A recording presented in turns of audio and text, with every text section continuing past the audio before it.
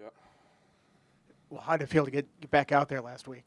it felt great, man. I was missing it. You take 2 weeks off of football, it feels like you took a year off it, and I was just really glad I got to be out there with the guys and experience that win. When you have an injury like that, I mean, do you fear the worst when it happened? I think it was the Vanderbilt game. What's going through your mind when you go down there? Yeah, I mean, I think when I went down, it definitely felt a little worse than it was, and I don't think it's anything crazy. I'm just doing what I can right now in the training room day by day, just getting it better. But I'm really optimistic where I am right now, and I feel good. So I'm just getting ready for this week. To get it back out there, and then you guys run for I think it's 229 on the ground, and Terrian has his big day. Yeah. You feel like you guys have been waiting for a rushing effort like that this season. Yeah, I mean, our guys work really, really hard. I think, we had the different lineup in there, and, you know, I think I kind of forced guys, like certain guys, to move around and just go out there and play. And I think we all know, too, that we left a lot out there on the table. It was a great performance, but I think nowhere close to what we're capable of. So I'm just really getting ready for this week. I'm excited, and I can't wait to, put another performance like that out there this week. Johnny, I believe it was at the Vanderbilt game. I think I saw you go over to Aiden Lynch, put your arm around him, and kind of pep him up because he was going to be playing some snaps now with you being out. Yeah. What have you seen in his growth over these last few weeks since he's been playing right tackle, and even with the false starts and all that stuff, just trying to take step by steps? Yeah, I think he's done an incredible job, and I think everyone also has to remember he's a redshirt freshman. That's partially what I was telling him. I was like, man, you don't really have any expectations. Like, you're a young guy, you have immense talent, and he's really hard on himself too. And I know, obviously, he's made some mistakes, but I'm super confident in him. I'm so proud of the way he's been able to go out there and play, especially being such a young guy against good teams.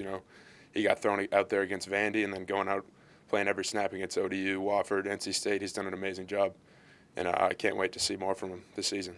What was it like playing alongside Tomas with all the experience he has, especially at guard, to get that type of experience in game settings with him? I mean, it was great. He obviously knows exactly what he's doing there. I think, he's played there for 3 years. I think the biggest thing was just our communication. We were on the same page a lot, and there's definitely some help. There was a couple times on the slide side where DN came inside and he lit him up, and I was like, man, I'm appreciative I got that next to me, and it was awesome. Do you feel like with the injuries and with the growing pains that this has helped the offensive line through the first few weeks building it just to get these guys so many reps? I mean, Gavin Crawford is a true freshman, has played a bit, and you get Aiden in there, you get guys like Lucas and a few of those other guys some reps to really help you guys out for the future.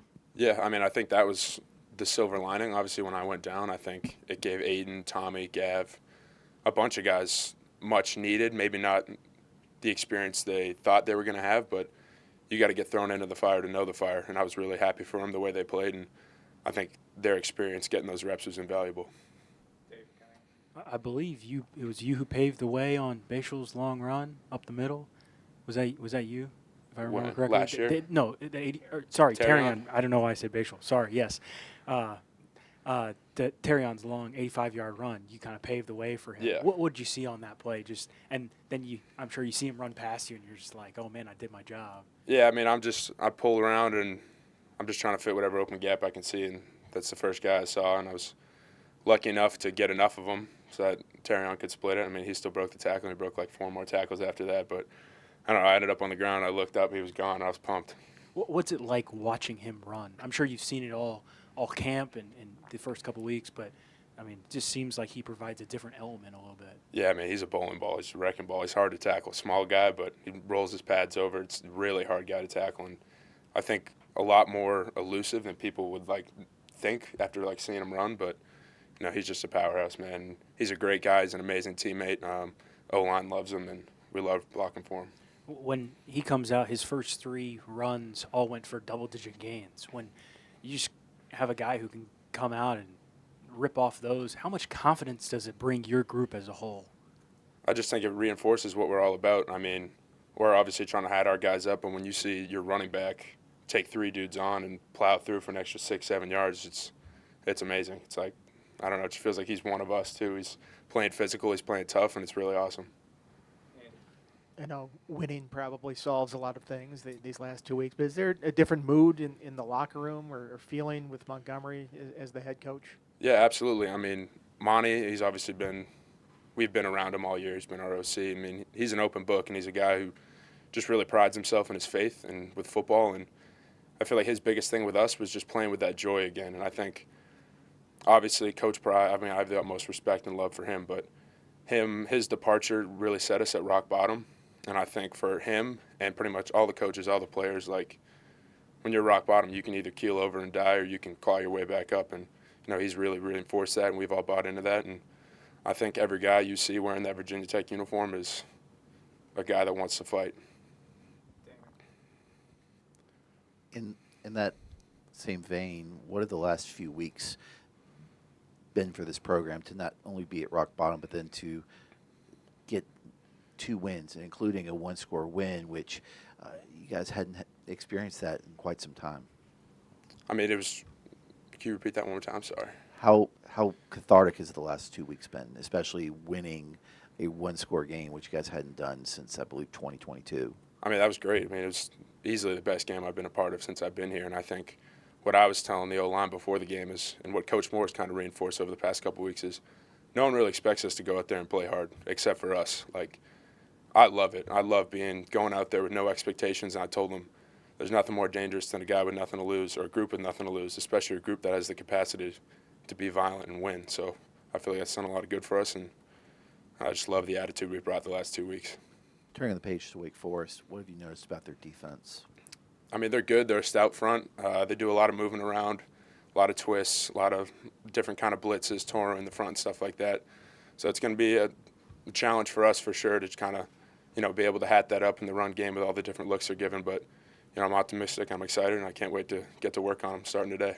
Speaking of blitzes, it looks like a former teammate of yours, Braylon Johnson, has been used in a couple of blitzes and getting starts the last 2 weeks. Is it going to be weird seeing him out there and having to ID to make sure when blitzes are coming, especially from that safety position?